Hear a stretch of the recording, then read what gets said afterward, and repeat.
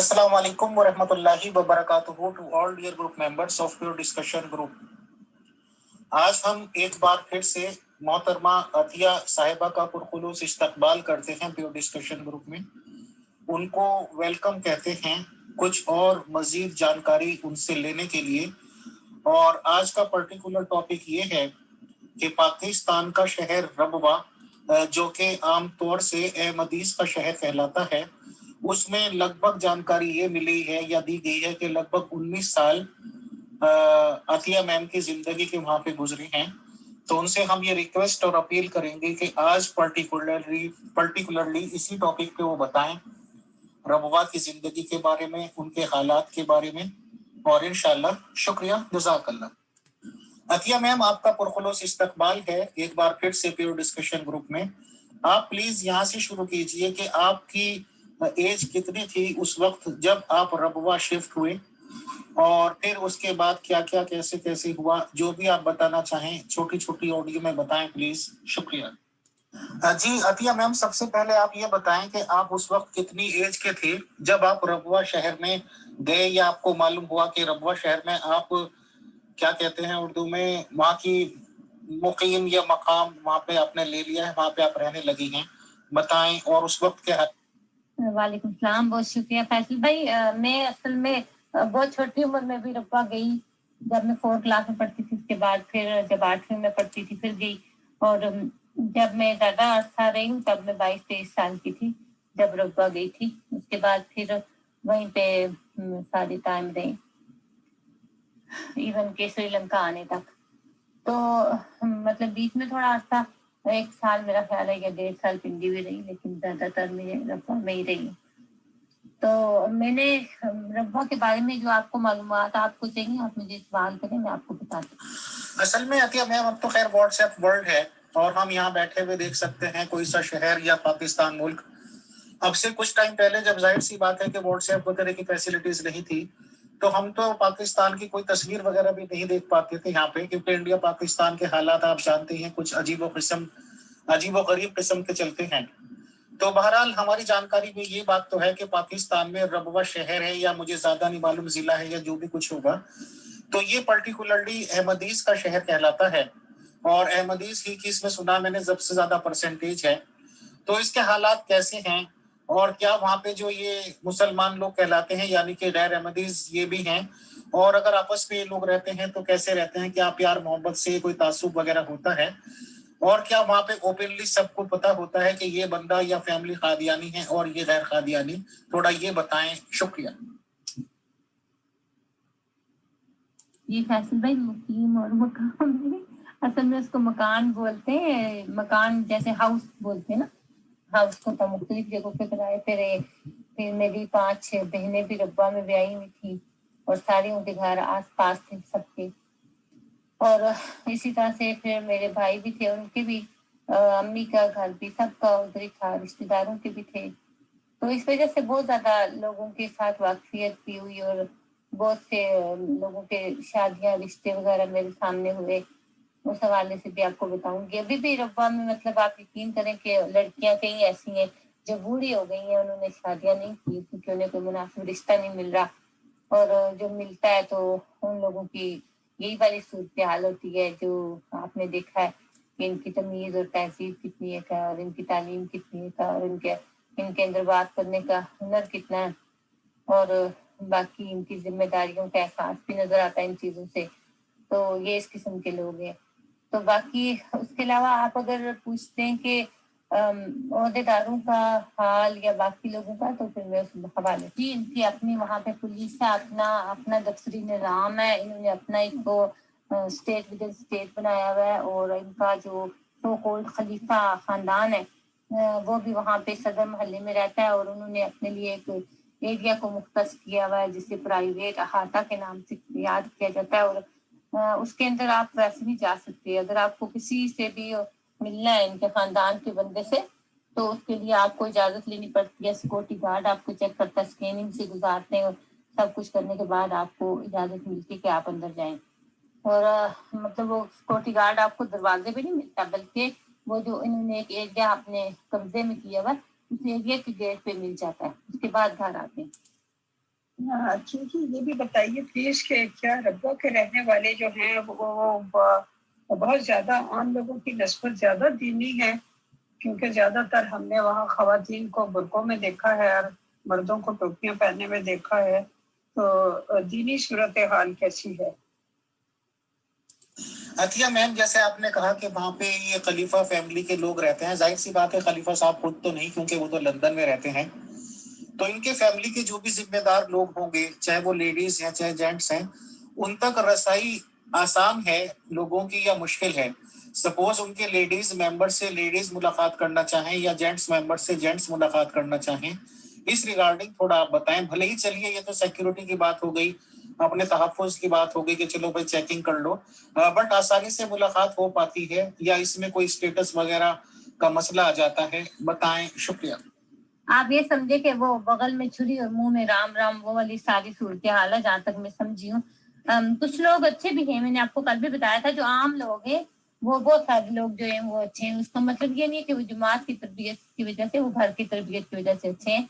اور جماعتی عہدیداروں کا سب سے بڑا پتہ چل سکتا ہے نا کہ ان کی تربیت جماعت نے کی ہے، جیسے کہ مربیان ہیں یا دوسرے عہدیداران ہیں، ان کو جماعت نے تربیت کی ہوئی ہے۔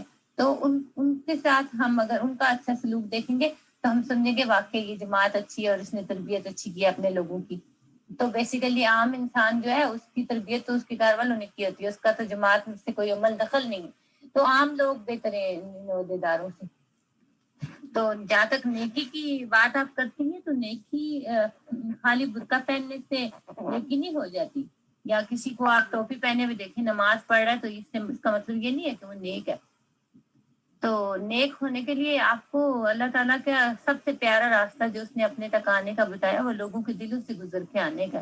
اور یہ لوگوں کے دل دکھاتے ہیں، ان کے کیس صحیح طرح سے کوئی بھی مسئلہ ہوتا ہے نہیں ان کا سنتے، نا انصافی انتہا سے بھی زیادہ ہے، ظلم ہے، بربریت ہے، اور جو کہتے ہیں جس کی لاٹھی اس کی بھینس، وہ کام ہے۔ کوئی کسی کی بات، کسی کی پرواہ نہیں کرتے، وہاں پہ صرف ان لوگوں کی بات چلتی ہے جن کی کوئی اپروچ ہوتی ہے۔ جب بھی جماعتی معاملات کے بارے میں ہم سنتے ہیں تو اکثر عمومی کا لفظ سننے میں آتا ہے۔ یہ عمومی کیا چیز ہوتی ہے؟ یار عمومی نے یہ کیا، عمومی نے وہ کیا، عمومی کون ہے؟ کوئی آسانی سے ملاقات نہیں ہوتی ہے، یہ آپ کو بتا رہی ہوں کہ وہ لوگ کبھی بھی اپنے لوگوں کو پتہ بھی کرنے کے لیے کسی کا نہیں آتے۔ ایون کہ جو صدر محلہ جہاں پہ ان کے پرائیویٹ احاطہ بنا ہے، وہاں کے بارے میں نے پچھلی بار آقا کے غلام میں بھی بتایا تھا، جس پہ ان لوگوں کو بڑی آگ لگی تھی کہ میں نے یہ کیوں انفارمیشن دی ہے۔ وہاں پہ انہوں نے سپاری کلر رکھے ہیں جو لوگوں کو مارتے ہیں، اور ان کے نام بھی میں نے بتائے تھے۔ اور پھر انہوں نے وہاں پہ ایک بندہ ہے ان کے محلے کا جس نے اپنی بیٹی کو بھی قتل کیا، اس نے اپنے سسر کو بھی قتل کیا، اپنی بہن اور بہنوئی کو بھی اس بات پہ قتل کیا کہ انہوں نے پسند سے شادی کر لی تھی۔ پھر اس بندے نے اپنی جو اس کی ایک بیٹی 5 بچوں کی ماں تھی، جو ظالم آدمی کے گھر میں آ کر رہ رہی تھی مجبوراً، اس آدمی کا نام مبارک چیمہ ہے، اور اس بیٹی کے ساتھ بھی اس نے بہت ناروا سلوک کیا۔ اس کا خامد بھی اس کے ساتھ تعاون نہیں کرتا تھا، وہ کسی اور عورت کے چکر میں پڑا ہوا تھا، اور باپ اس کا جو ہے وہ اس کے ساتھ تعاون نہیں کر رہا تھا، اور وہ عورت جو تھی وہ پریگننٹ تھی۔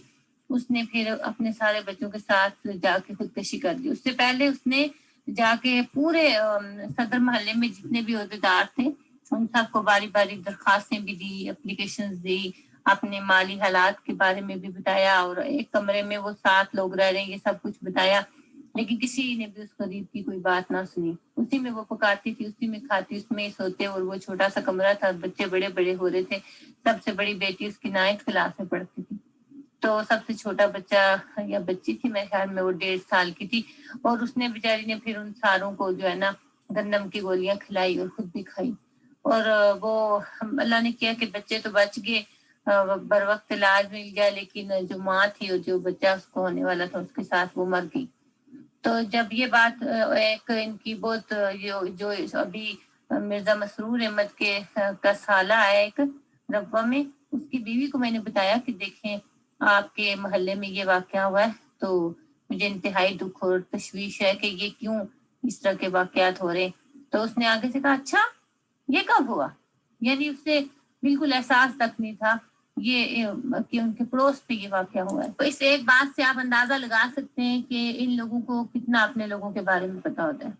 عام لوگوں کی زندگی یہ ہے کہ کبھی جی بھاگ کے جاؤ، جا کے چندہ جمع کر کے لاؤ لوگوں کے گھروں سے اور لوگوں کی جھڑکیں بھی سنو، لیکن ان کو کہو کہ جی ہم لوگ خلیفہ وقت کے نمائندے ہیں، ٹھیک ہے نا، ہمیں آپ انکار نہیں کر سکتے، اور جگہ ٹیکس نکالیں ہمارا. وہ بس اسی طرح سے بندے اپنے اپنے کاموں پہ چلے جاتے ہیں، بچے اسکولوں میں چلے جاتے ہیں، جو مائیں پیچھے گھروں میں رہ جاتی ہیں وہ برقع پہن کے رجسٹر اٹھا کے چندہ مانگنے نکل جاتی ہیں، یا پھر کہیں نہ کہیں اجلاس پروگرام جماعتی عہدیداروں کے مختلف جو احکامات ہوتے ہیں ان کے لیے کوئی نہ کوئی کام ہوتا ہے، اس سلسلے میں کرتی ہیں. اور اس کے علاوہ پھر یہ ہوتا ہے کہ محلے میں جس طرح سے لوگوں کی بہت سی ایسی کہانیاں، قصے، لڑائیاں، ان کے بارے میں کوئی بات کی، کوئی سمجھانے کی کوشش کی، کسی کے دفتری معاملہ ہے تو وہاں دفتر میں چلے جاتے ہیں، تو دفتر میں تو خیر کوئی بھی سنتا نہیں ہے. جب بھی کوئی عورت وہاں دفتر میں جاتی ہے اپنا کوئی معاملہ لے کے، تو وہ جو گندے گندے انہوں نے عہدیدار بٹھائے ہوئے وہ تو خود بیڈ کریکٹر ہے. سیدھی سی بات یہ ہے کہ وہ بیڈ کریکٹر ہے، اور ان کا دل ہوتا ہے کہ یہ عورت آ گئی ہے تو اب ہم اس کو جو ہے نا کسی طریقے سے قابو کریں، اور مسئلہ بھی اس کا حل نہیں کرتے. جو عورت ان کے ہاتھ نہ آئے اس بیچاری کا تو مسئلہ کبھی انہوں نے حل میں نے نہیں ہوتے دیکھا. اور جو کوئی اللہ معاف کرے کرپٹ قسم کی ہوتی ہیں عورتیں، ان کی سنی جاتی ہے، پھر ان کے بندوں کو ذلیل کرنا شروع کر دیتے ہیں. یہ عمومی جو ہے نا ان کی ایک پولیس ہے، پولیس کا ادارہ انہوں نے اپنا بنایا ہوا. یہ پاکستان کی کسی پولیس کے پاس نہیں جاتے، کسی بھی قانون کے پاس نہیں جاتے. اگر کوئی بندہ اپنی پریشانی یا کوئی ایون قتل بھی ہو جاتے ہیں نا، دیکھیں آپ کو میں نے بتایا وہ مبارک چیمہ اتنے قتل کرنے کے بعد حضور کے خاندان کے قریب گھر میں رہ رہا ہے، اس کو کوئی نہیں پوچھتا کہ تم یہاں پہ رہ رہے ہو، تم اس کو بند کیوں نہیں کراتی. اس کی بیوی کو اس نے ایون کے مارا، اس اپنی بیوی کی ٹانگ توڑ دی. کسی نے کبھی بھی اس گھر کی طرف جا کے دیکھا نہیں کہ اس گھر کے اتنے مسئلے مسائل ہیں. ایک بیٹا جوان اس کا مر گیا، وہ اسی چکر میں باپ کی پریشانیاں، گھر کی پریشانیاں دیکھ کے بہت کچھ ان لوگ کے ساتھ ہوا. اور ایسے ایک گھر نہیں، ایسے کئی گھر ہیں، لیکن ان لوگوں کے کان پہ جوں تک نہیں دی تھی کہ یہ کیا ہو رہا ہے ہمارے قریب، ہمارے محلے میں. اور اگر وہ خود پولیس میں چلی جائے ان کی عورتیں تو ان کو جماعت سے اخراج ہو جائے گا اور ان کو دھمکیاں ملیں گی. وہ بیچاری ڈر کے مارے، خوف کے مارے بالکل اپنے باپ کی، اپنے بھائی کی، اپنے خاوند کی شکایت نہیں کر سکتی. کوئی تحقیقات نہیں ہوتی. آپ کو میں نے بتایا جب وہ لڑکی مر گئی تھی تو ہم لوگ اس کے گھر گئے تو مجھے بہت افسوس کیا. اس کی امی مجھ سے بہت پیار کرتی تھی اور وہ مجھے ہمیشہ کہتی ہوتی تھی کہ میں نے اس جہان میں صبر کر لیا تو اگلے جہان میں اللہ مجھے اس کا اجر دے گا. میں کہتی تھی آنٹی صبر ایک الگ چیز ہے لیکن برداشت ایک الگ چیز ہے. آپ ایسی چیزیں کیوں برداشت کریے جس کا آپ کو اللہ نے حکم ہی نہیں دیا، جو آپ کی برداشت سے باہر ہے. آپ ان چیزوں کی کمپلین کریں. تو وہ مجھے کہتی ہوتی تھی پتر کنوں جا کے دسیے، کوئی ہے کوئی سننے والا جنوں دسیے، چپ کر جائیے بس جو کچھ سارے مقدر وچ ہے وہی ہونا ہے. تو یہ اتنے ظلم اور اتنی ناانصافیاں آپ بتائیں. ایک نارمل آدمی تو میرے جیسا بندہ تو ڈپریشن کا شکار ہو جاتا ہے کہ یہ کیا ہو رہا ہے ہمارے آس پاس. ہم گونگے بہرے ہیں یا ہم مردہ ہیں؟ ہم کون لوگ ہیں؟ ہم کسی کے لیے بول بھی نہیں سکتے. اتنے ہمارے ایمان کمزور ہو گئے کہ ہم اتنی اخلاقی جرت نہیں کرتے کہ ظلم کو ظلم کہہ سکیں. تحقیقات کا جہاں تک تعلق ہے وہ کرنی ہوتی ہے پولیس نے. پولیس کے پاس تو معاملے جاتے ہی نہیں. یہ تو اپنے سارے اس طرح کے معاملات اپنے اندر بیٹھ کے حل کرنا چاہتے ہیں تاکہ پولیس کو پتہ چلے کہ یہ بڑے جی اچھے لوگ ہیں. پولیس والوں کے پاس کیس کم سے کم جائے اور دنیا کو یہ بتائیں کہ دیکھیں ہمارے رقبہ میں کتنا اچھا امن ہے. امن کیا ہے؟ گئی عورتوں کو آپ نے دبا کے رکھا ہے، ذلیل کرتے ہیں ان کو.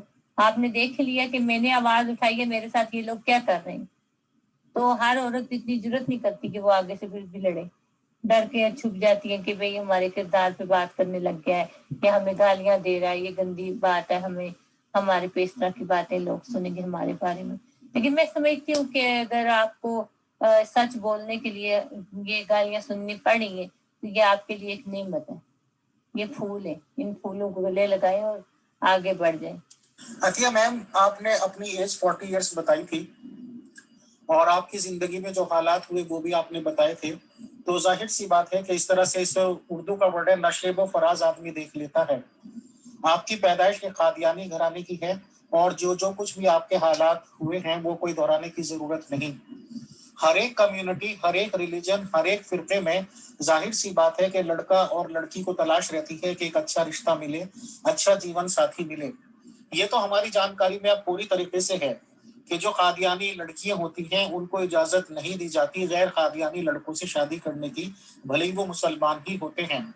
بٹ اگر کوئی پڑھی لکھی، تعلیم یافتہ اور ہر طرح سے ویل ایجوکیٹڈ لڑکی ہے اور وہ یہ چاہے کہ اس کی مرضی کا یا اس کے اسٹیٹس کا رشتہ قادیانیوں میں اویلیبل نہیں ہے، اور وہ انٹرسٹڈ ہو یا یہ چاہے کہ غیر قادیانیوں میں اس کی شادی ہو جائے، اور پھر وہ لیگلی طریقے سے یا اپلیکیشنز وغیرہ کی کوشش کرے احمدی جماعت کے دفتروں کو یا جو بھی طریقہ جہاں پہ بھی درخواستیں دی جاتی ہوں گی کہ کیا مجھے اجازت دے دی جائے گی کہ میں شادی کروں، اور وہاں سے سختی کے ساتھ منع کر دیا جائے، تو اس کے بعد اگر وہ لڑکی یہ فیصلہ کرے کہ کسی ایسے لڑکے سے شادی کر لے جو مسلمان تو ہے بٹ قادیانی نہیں ہے، تو ایسے شہر میں فار ایگزامپل ربوہ مان لیجیے آپ، کیونکہ وہاں پہ تو ان کا ہولڈ ہے، اور ایسی جگہ پہ ہو جہاں بہت زیادہ اکثریت ہے قادیانیوں کی، تو کیا اس لڑکے کو وہاں پہ جا کے رہنے کا سوچ لینا چاہیے؟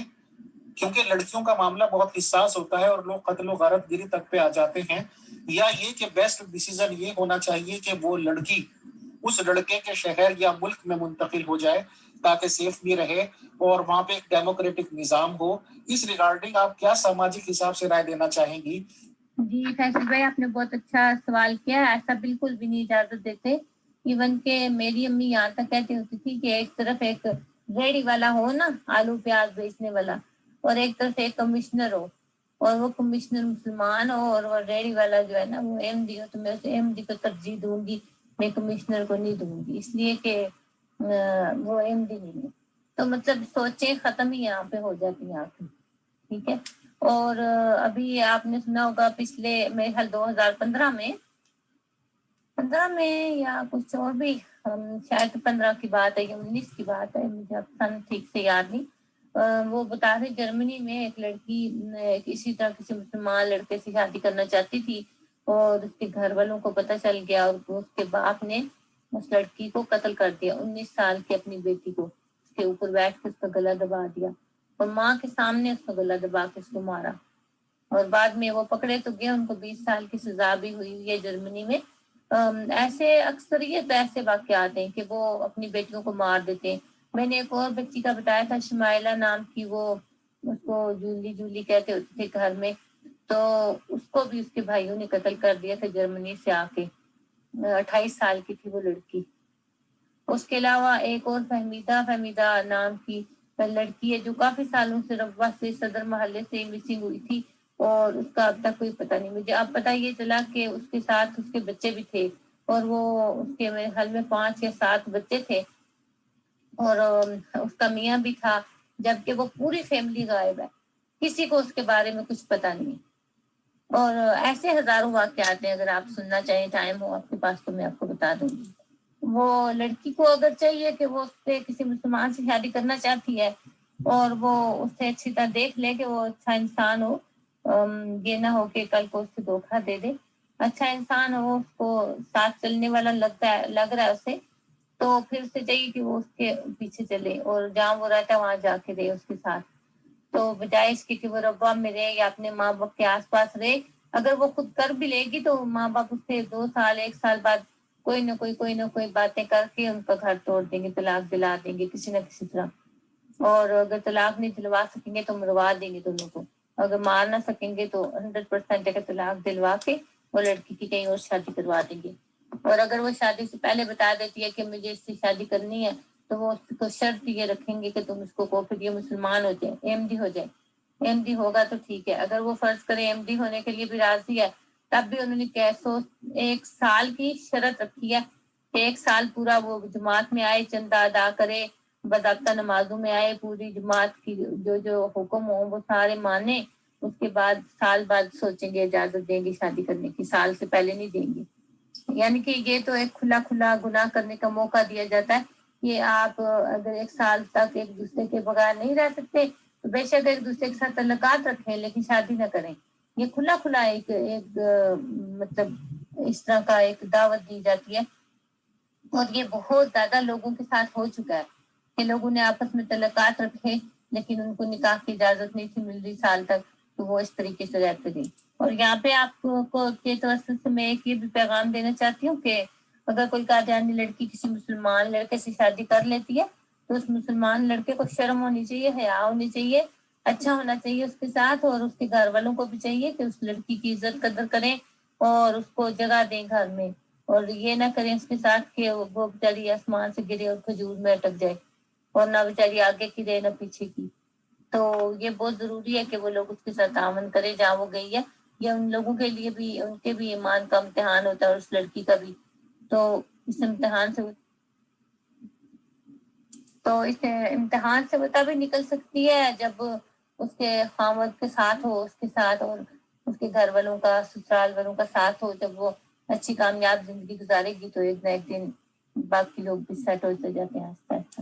اچھا یہ اب ہاں جی اب بڑھا دی ہوگی، کیونکہ یہ میں سن رہی تھی پہلے بھی کہ جی 1 سال بہت کم ہوتا ہے، لوگ دھوکہ دے لیتے ہیں، 1 سال میں نہیں پڑھا جاتا لوگوں کو، اور لوگوں کی سمجھ نہیں آتی، لوگ اس وقت 1 سال ایم ڈی بنے رہتے ہیں اور بعد میں بدل جاتے ہیں، تو وہ 1 سال کی شرط واقعہ میں اب انہوں نے بڑھا دی ہوگی۔ تو یہ تو ان کا طریقہ کار ہے۔ آپ بتائیں کہ یہ کون سا اسلام ہے، کون سا دین ہے؟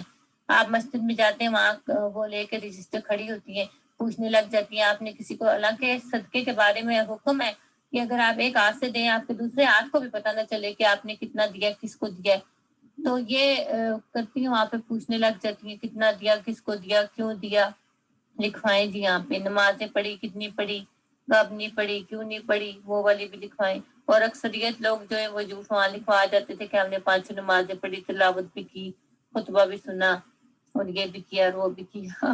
ہم خود رپورٹ لینے جاتے تھے، لوگ جھوٹ بولتے تھے کہ مجھے پتا ہوتا تھا یہ لوگ نہیں پڑھتے، لیکن لوگ مجبور ہوتے، جب آپ جا کے پوچھتے ہیں تو لوگ کہہ دیتے ہیں ٹھیک ہے ہمارا کہہ جاتا ہے، وہ بتا دیتے ہیں ہم نے پڑھ لی۔ جی عطیہ میم آپ اپنے ریگارڈنگ اب بتائیں کہ وہاں پہ جو بھی آپ کی زندگی گزری، آپ کو پھر جیسے ظاہر سی بات ہے شری لنکا میں آپ نے بتایا اور آج کی ڈیٹ میں آپ امریکہ رہ رہی ہیں، تو ان سب چیزوں کو دیکھ کے جو بھی آپ کو لائف ہوا، ربوا کی لائف آپ کو بیٹر لگی یا اور ملکوں کی؟ کیونکہ ظاہر سی بات ہے کہ یہاں پہ آپ کو جہاں پہ آپ رہ رہی ہیں اپنے طریقے سے جینے کا حق حاصل ہے، کیونکہ آپ حجاب کرنا چاہتی ہیں، آپ کو حجاب کا حق ہے، بنا حجاب کے رہنا چاہتی ہیں، بنا حجاب کے حق ہے، یا جیسے جیسے بھی حقوق ہیں۔ اور ظاہر سی بات ہے کہ ایسے کمیونٹی کی اکثریت میں رہنا، تو جیسے ابھی مغل میں ہم نے کہا وہاں پہ برقع وغیرہ زیادہ یوز کرتے ہیں، تو جس کمیونٹی کے درمیان آدمی کو رہتا ہے تو چاہتے انچاہتے ہوئے بھی اسی طرح سے رہنا پڑتا ہے۔ آپ کو پتا ہے ان کا جو سائنسدان عبدالسلام جس کا یہ بڑا ذکر کرتے ہیں، اس کی اپنی اولاد جو ہے ایتھیسٹ ہو گیا، انہوں نے آگے دہلیوں میں شادیاں کی ہیں، ان میں ہی رہتے ہیں، اور کوئی ان کو مطلب نہ تو اخراج ہوا ہے، نہ کسی نے ان کا نام بھی لیا ہے، اور یہ ہمیشہ ڈاکٹر عبدالسلام کا یہ رونا روتے ہیں جی وہ بہت بڑا تھا جی، ہمارے درمیان سائنسدان پیدا ہو گیا تھا۔ تو یہ شرم نہیں ان کو آتی کہ اس کا اگلا پچھلا بھی بتائیں تھوڑا سا، اور پھر لوگ جب ان کی کتابیں پڑھ کے بتاتے ہیں تب تو یہ بڑا کہتے ہیں اگلا صفحہ بھی پڑھیں تو پچھلا صفحہ بھی پڑھیں، 2 اگلے تو 2 پچھلے صفحے پڑھیں پھر سمجھ آئے۔ تو یہ جب سائنسدان عبدالسلام کا بتاتے ہیں یا چودھری ظفر اللہ کا بتائے نا، تو ان سے یہ پوچھا کریں کہ ان کے بارے میں بھی اگلا اور پچھلا دونوں بتاؤ، پھر سمجھ آئے کہ اب ان کی چودھری ظفر اللہ کی اولاد اب کی طرح، اور اس کی کوٹھی میں کون رہ رہا ہے ربوہ میں، اور سائنسدان عبدالسلام کا حال بتائیں۔ جو چودھری ظفر اللہ خان تھا اس کی کوٹھی میں کوے بولتے ہیں، ایسے وہ بھوت بنگلہ بنا ہے، کوئی بندہ بشر اس میں نہیں رہتا، ایسا اللہ تعالیٰ نے اجاڑا ہے ان لوگوں کو۔ زندگی آپ کو پتا ہے ایز اے مسلم انسان کی، عورت کی تو زندگی اچھی ہوتی ہے کہ اس کی گھر میں گزرے اور جس طرح اللہ کا حکم ہے اس کے مطابق گزر جائے، بہت اچھی قسمت والی کوئی ہوتی ہے جن کی گزر جاتی ہے۔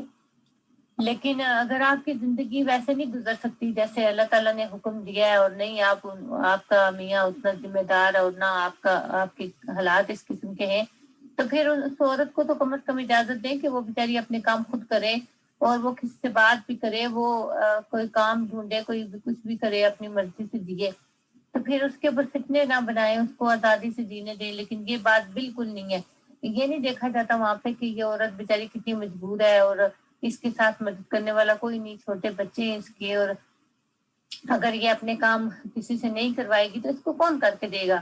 تو وہ پھر جب وہ کسی سے ایسی عورت کوئی بات بھی کر لے یا کسی سے کام کروا لے تو اس کے اوپر فتنے بننے لگ جاتے ہیں اور آوازیں اٹھنے لگ جاتی ہیں، اور زیادہ تر ماحول بھی اس قسم کا ہو گیا ہوا کہ کوئی عام انسان جو ہے نا وہ ہر بندے کو یہ سمجھنے لگتا ہے کہ شاید یہ بھی اسی طرح کا ہوگا، کیونکہ میں نے آپ کو شاید پہلے بھی بتایا تھا اکثریت 5 سے لوگوں کی عمر جو ہے وہ باہر کے ملکوں میں چلے گئے اور پیچھے ان کی جوان بیویاں ہیں جو اکیلی ہیں گھروں میں، بہنیں ہیں وہ اکیلی ہیں اور ان کی کئی کئی لڑکوں سے دوستیاں اور یہ سب چکر بازیاں وہاں پہ بہت زیادہ عام ہیں۔ اور جو میں آپ کو بتاؤں، میں نے وہاں پہ یہ بھی دیکھا کہ سسر جو تھا وہ اپنی بہو کو کے ساتھ ناجائز تعلقات اور اس کو بچہ پیدا ہوا اس کا، اور یہ بات امور عامہ تک گئی۔ امور عامہ والوں نے بجائے اس کا کہ اس بندے کو سزا دیتے یا اس سے پوچھتے، کم از کم شرمندہ کرتے، بہو کو کہا کہ تم اس کے گھر میں رہتی ہو تو تمہیں اگر تم نے یہیں پہ رہنا ہے، تمہیں اپنا مکان لینے کی طاقت نہیں ہے، کرایہ دینے کی طاقت نہیں ہے، تو پھر تمہیں جیسے بھی وہ رکھ رہا ہے ویسے رہو، ٹھیک ہے، اور اگر تمہیں غیرت عزت سے رہنا ہے تو جاؤ پھر اس گھر کو چھوڑ دو، جہاں مرضی کے جا کے رہو۔ یہ فیصلہ ہے، آپ مجھے بتائیں اس فیصلے کا کوئی سر اور پیر ہے؟ اس قسم کے یہ بےہودہ فیصلے کرتے ہیں۔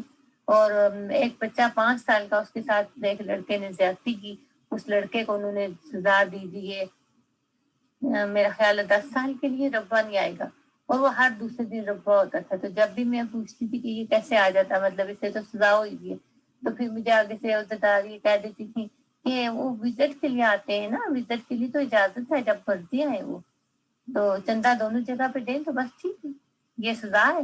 ایسی سزائیں اگر آپ دیں گے تو آپ بتائیں کرمنل بڑھیں گے یا کم ہوں گے؟ میرے جیسے ایک عام انسان کو دھمکیاں دینا شروع ہو جاتے ہیں، لیکن ان لوگوں کو یہ شرم نہیں آتی کہ ہم اپنے ان کرمنلز کو کیوں نہیں پکڑتے، ان خبیثوں کو کیوں نہیں پکڑتے جنہوں نے یہ گن مچایا ہوا پاکستان کے اندر۔ پوری دنیا میں آپ یقین کریں فیصل بھائی کہ یہ پاکستان کو یہ بدنام کرتے ہیں، ایون کہ یہ انڈیا سے آئے، یہ انڈیا کے وفادار ہیں؟ کبھی بھی نہیں۔ اگر وہاں کے وفادار ہوتے تو وہیں رہتے، وہاں سے آئے تو آ کے پاکستان میں کہتے ہیں ہم نے جی پاکستان بنانے کے لیے بڑی قربانیاں دی ہیں۔ کیا قربانیاں دی ہیں ان سے پوچھیں، اور یہ انڈیا کے لیے کیا قربانیاں دی ہیں یہ بھی پوچھیں۔ خبیث ہیں یہ۔ اور یہ رشتوں کی جہاں تک آپ بات پوچھ رہے تھے نا، آپ یقین کریں خدا پہ کہ ایسے میں کئی فیملیوں کو جانتی ہوں جن کی بچیاں اب نارمل تھی، دوسرے ملکوں میں تھی، ان کو رشتہ کرنے کے لیے ایون کہ صرف انہوں نے امریکہ، جرمنی، کینیڈا ان ملکوں میں پہنچنے کے لیے اپنے بیٹوں سے شادیاں کروائی، اور پھر ان ملکوں میں آ کے وہ معذور اور لاچار عورتوں کو دھوکہ دیا اور ان کو طلاق دے کے اپنے قدم جما لیے۔ اور یہ لوگ اپنے لوگوں کے ساتھ مخلص نہیں ہے، اپنے لوگوں کو دھوکہ دیتے ہیں آگے آنے کے لیے، پیسہ کمانے کے لیے۔ یہ لوگ کسی کے سگے نہیں ہے، جو لوگ اپنے دین کے سگے نہیں نکلے، جو لوگ اپنے وطن کے سگے نہیں نکلے، وہ کسی اور کے کبھی بھی سگے نہیں نکل سکتے۔ میں نے کل کو اپنے بارے میں آپ کو بتایا تھا، دیکھیں کہ میرے بچے ہیں اور میرا نہیں، انہوں نے سوچا کہ یہ عورت کیسے سروائیو کرے گی بچوں کے ساتھ، پردیس ہے۔ پوچھیں کہ کوئی ایک جماعت والا بھی آج تک کسی نے فون بھی کر کے مجھے پوچھا ہے ان 4 سالوں میں کہ تم کیسے رہ رہی ہو، یا تمہیں کسی چیز کی ضرورت تو نہیں، یا وہ بندہ تمہیں پیسے دیتا ہے یا نہیں دیتا، کبھی بھی نہیں پوچھا، صرف اس لیے کہ میں نے جماعت چھوڑ دی۔ یہ ہے لاؤ فرالہ ہٹیت فنان۔ اگر یہ ہے تو پھر آپ مجھے بتائیں کہ میں ان سے ہیٹ کروں یا لاؤ کروں؟ جی ایک اور بات ہم نے سنی ہے کہ ربوہ میں جو بھی خلیفہ صاحب ہوتے ہیں ان کا خطبہ وہاں جبر سے سنایا جاتا ہے، یعنی اس ٹائم پہ دکانیں بند کر دو یا کاروبار وغیرہ موقوف کر دو اور خطبہ سنو، کیا ایسا ہے؟ اصل میں عطیہ میم، ہر ایک چیز کو گہرائی سے سمجھنے اور سوچنے کی ضرورت ہوتی ہے۔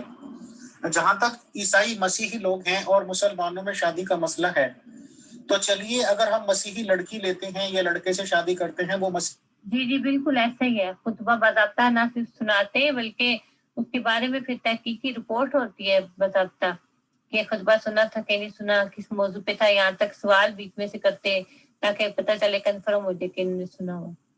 تو اس طرح کر کے لوگوں کو زبردستی سنایا جاتا ہے، ایون کہ ان بچوں کو بھی جن کو سمجھ نہیں آ رہی ہوتی کیا بول رہے ہیں، معصوم بچوں کو بھی بٹھا کے رکھتے ہیں پکڑ کے۔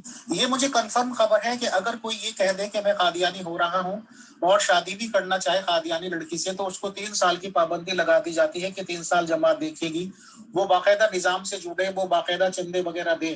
تو کیا قادیانی لوگ صرف وہی ہوتے ہیں کہ جو مرزا صاحب کو مانے بٹ قادیانی جماعت سے جڑے؟ کیا قادیانی جماعت سے جو جڑے ہوئے لوگ نہیں ہیں اور مرزا صاحب پہ ایمان رکھتے ہیں، مرزا صاحب کو مانتے ہیں، کیا انہیں قادیانی کہلانے کا حق نہیں؟ تو یہ تو غیر فطری بات ہے۔ کہ اگر لڑکا اور لڑکی انٹرسٹڈ ہیں شادی میں اور 3 سال کی پابندی لگا دینا تو ظاہر سی بات ہے کہ یہ جو فطرتی طور پہ بنایا گیا ہے کہ لڑکا لڑکی کی طرف اٹریکشن اور لڑکی کا لڑکے کی طرف، تو 3 سال تک ظاہر سی بات ہے کہ پھر وہ کیا کریں. ہاں جی، وہ جو تھا نا، جیسے کہ مطلب مرزا غلام احمد کو مانا لوگوں نے، اور بعد میں کئی لوگ جو یہ خلافت کو نہیں مانتے، لاہوری جماعت والے جیسے. ابھی تو جو نظام چل رہا ہے یہ تو صرف مرزے بچاؤ والی تحریک چل رہی ہے، یہ کوئی خلافت نہیں ہے. یہ مرزوں کو بچانا چاہتے ہیں، اور مرزوں نے ان کو ایسا جکڑ کے رکھا ہے قید میں کہ یہ اپنے رشتے انہوں نے چھوڑ دیے اور چھوٹ رہے ان سے. یہ بد نصیب یہ نہیں سوچتے کہ کیا مرزوں کو یہ حق ہے کہ وہ آپ کو اخراج کریں. انہیں کس نے اتھارٹی دی کہ وہ آپ کو اخراج کریں، آپ کے بچوں پہ پابندیاں لگائیں، آپ کے بچوں کی شادیوں پہ اعتراض کریں، آپ کے بچوں کے نام وہ رکھیں، آپ کے بچے مر جائیں تو ان کی قبروں کے پیسے بھی وہ لوگ کھائیں. اور اگر وہ بیچارے کسی پردیش میں کوئی ان کے ساتھ حادثہ پیش آ جاتا ہے تو ان کے آرگنز بھی یہ لوگ بیچ کے کھائیں. کیا اتنی بھی عقل موٹے دماغ میں انسان کو نہیں ہے کہ وہ یہ چیزیں سمجھ سکے؟ نہیں، میرا خیال ہے یہ لوگ بھی آپس میں نہیں کرتے. لاہوری اور احمدی قادیانی جو ہے نا، یہ بھی آپس میں میرا خیال ہے نہیں کرتے، کیونکہ ان کے اختلافات پھر آخر وہاں جو یہ ان کے سو کولڈ حضور خلیفہ ہیں یہ خلافت پہ سے رولا بن جاتا ہے اور پھر یہ جھگڑے ہوتے ہیں. میرا خیال ہے یہ لوگ بھی آپس میں نہیں کرتے.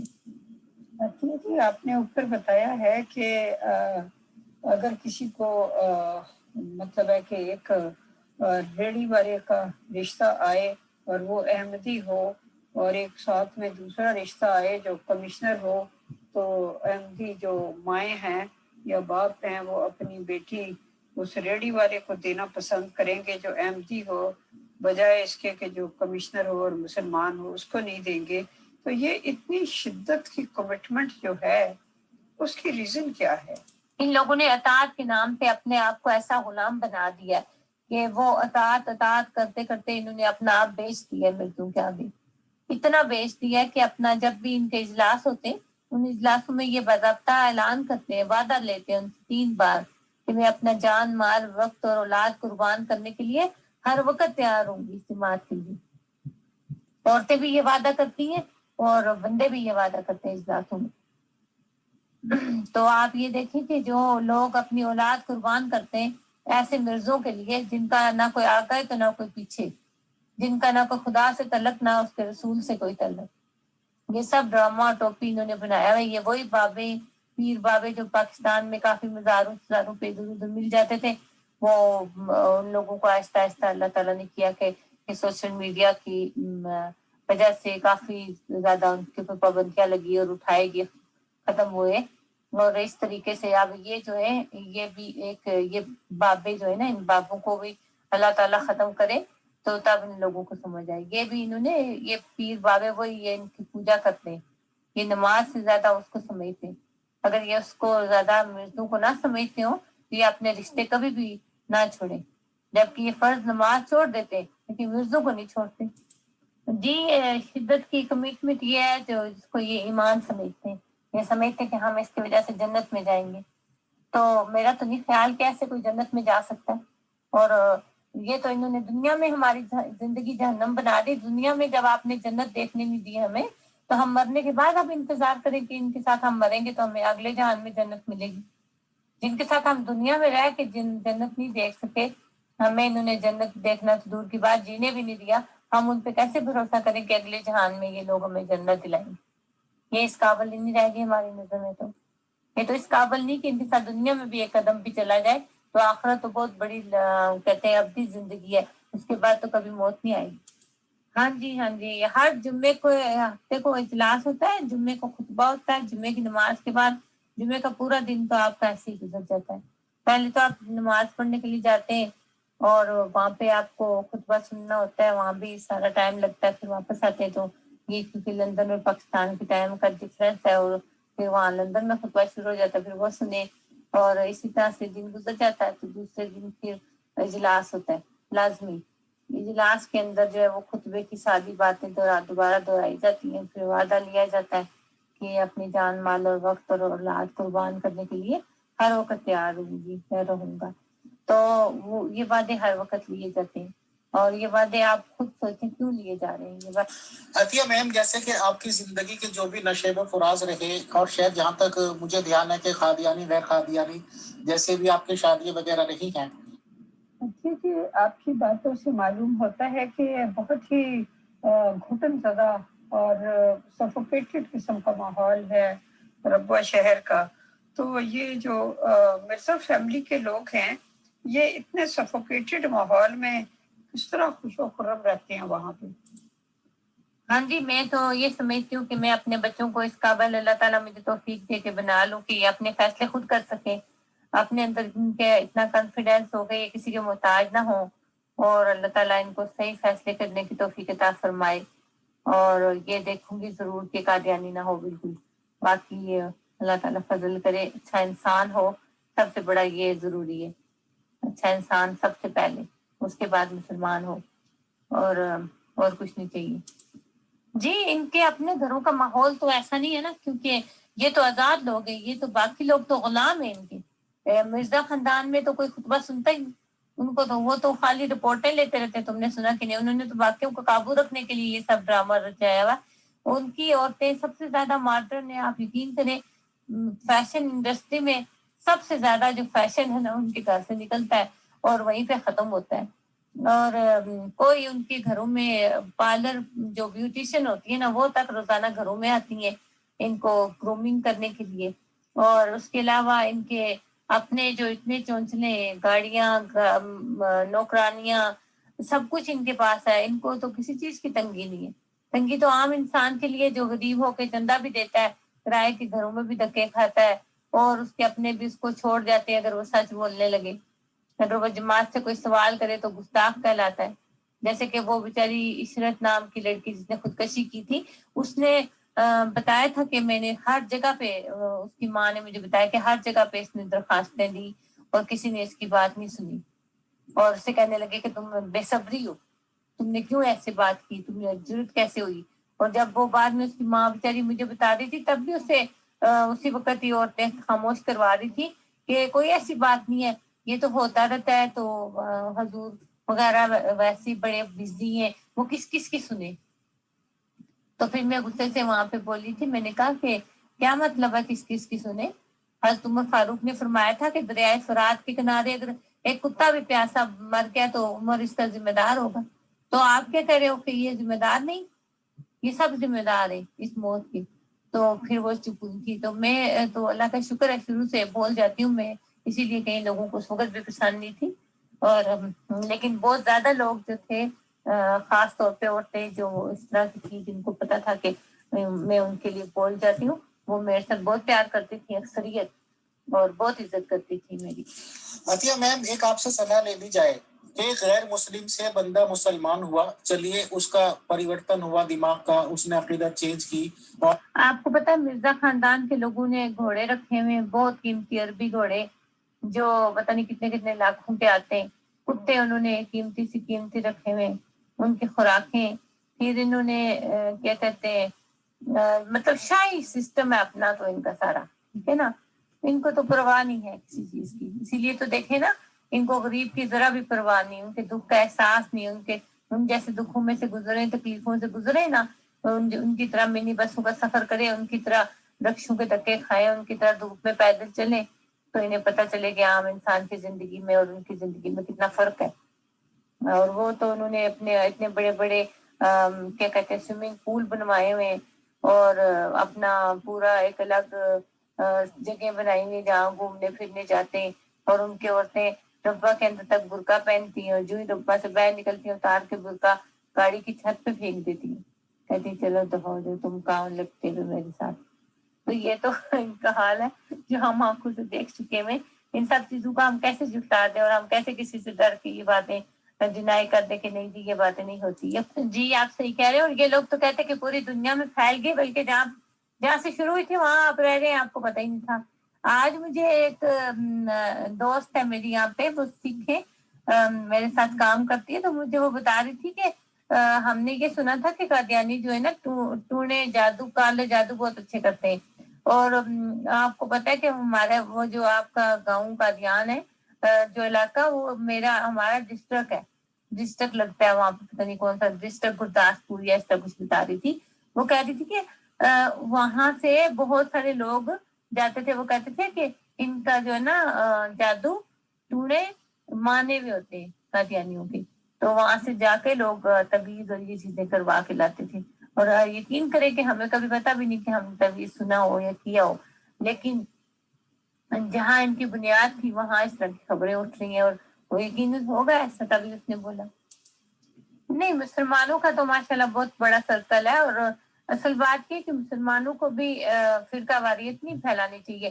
اس فرقہ واریت نے ہمارے درمیان بہت سے فسادات پیدا کر دیے. ان فسادات کی وجہ سے دشمن فائدہ اٹھاتے ہیں, اور حقیقت میں دیکھیں تو کوئی اتنا بڑا اختلاف نہیں ہوتا, چھوٹی چھوٹی باتوں پہ بحث کر رہے ہوتے ہیں ایک دوسرے سے فضول میں. چلے ٹھیک ہے, پھر اب یہ ٹائم ختم ہو گیا. جی کیا میم ایک لاسٹ کوشچن کر دیجیے, حالانکہ کافی جواب آپ اس کے ریگارڈنگ دے چکی ہیں. میرا ایک کلاس فیلو تھا جو کہ قاضی فیملی کا چشم و چراغ کہہ لیجیے آپ بیٹا تھا. تو قاضی فیملی جو ہوتی ہے ہمارے شہر میں, ایک ہی شہر میں ایک قاضی کہلاتے ہیں, تو تقدس کا جامع تو وہ بھی بہت زیادہ پہنتے ہیں. اور ان کی لیڈیز ہوئی, بیوی ہوئی یا بچیاں ہوئی, خاص طور سے ان کے ہاتھ بھی کسی نے نہیں دیکھا ہوا ہوتا, اور لوگ جانتے ہی نہیں کیونکہ وہاں تک پہنچ نہیں ہوتی ہے. تو ظاہر سی بات ہے جس محلے یا جس بھی لوکیلٹی میں وہ لوگ رہتے ہیں تو وہاں پہ یہ بات مشہور ہوتی ہے کہ ان کا تو ایک انگلی بھی کوئی نہیں دیکھ سکتا. بٹ میرا ان کی فیملی میں آنا جانا تھا بزنس پرپز سے بھی اور ویسے بھی تعلقات سے. تو ظاہر سی بات ہے میں تو ان کی بیگم صاحب کو, ان کی لڑکیوں کو بائی فیس جانتا بھی تھا, ان کے پاس اٹھتا بیٹھتا بھی تھا, اور چائے اور لنچ ڈنر وغیرہ بھی چلتے تھے.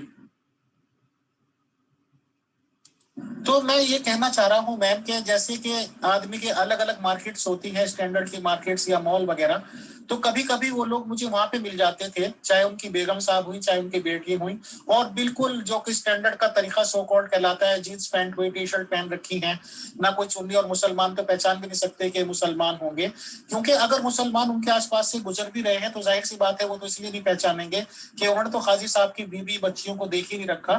تو یہ حال تو میں نے بتایا آپ کو مسلمانوں کا. تو جیسے آپ ربوہ ہی شہر لے لیجیے جہاں پہ آپ نے بتایا کہ ان کی سیکنڈ خلیفہ صاحب کی فیملیوں کے لوگ ہیں, یا یہ کہ جو خلیفہ جی کہلاتے ہیں ان کے لوگ جینٹس لیڈیز, تو کیا ان کی لیڈیز کم سے کم اس طرح جیسے ربوہ میں گھومنا پھرنا ہے تو وہاں پہ برقع وغیرہ یوز کریں گی اور ایسے ہی رہیں گے جیسے اور قادیانیوں کو تلقین کی جاتی ہے؟ اور اگر باہر کسی شہر میں, باہر کنٹری میں جائیں گے تو اپنے پہناوے میں تبدیلی کر سکتے ہیں کہ چلیے کوئی نہیں پہچانے گا, یا یہ کہ ربوہ شریع یا اوپنلی بھی اس فیملی کی لیڈیز وغیرہ کھلے عام اسٹینڈرڈ, یا جس کو سو کالڈ اسٹینڈرڈ کہلاتا ہے کہ ٹی شرٹ پہن لیا, جینس پہن لیا, اس طرح کے پبلکلی آ سکتی ہیں یا نہیں؟ جی, انہوں نے برقعے کے نیچے جینس پہنا ہوتا ہے اور اوپر نقاب شکاب کوئی نہیں کیا ہوتا, اسی طرح پھرتی رہتی ہیں بازار میں. اور خاص طور پہ جب رقبہ سے باہر نکلتی ہیں پھر تو وہ جو ایک برقعے کا نام پہنا ہوتا ہے وہ بھی اتار دیتی ہے, اور برقعہ بھی خوب فیشن والا پہنتی ہے, اتنا فیشنیبل برقعہ ہوتا ہے کہ وہ ڈریس سے زیادہ فیشن برقعے کا ہوتا ہے. جی بہت بہت شکریہ, بہت جزاک اللہ. اور کیونکہ ہم لوگوں نے ڈیسائیڈ کیا تھا کہ لگ بھگ 1 آور کا پروگرام لیں گے, تو 5 منٹ لیٹ پروگرام شروع ہوا تھا, تو لگ بھگ پورا 1 گھنٹہ ہو گیا ہے. انشاءاللہ اگلے ٹاپک کے ساتھ اور اگلی باتوں کے ساتھ آپ کو پھر انشاءاللہ دعوت دیں گے. فی الحال کی ملاقات کے لیے بہت شکریہ, بہت جزاک اللہ عطیہ میم, شکریہ, جزاک اللہ.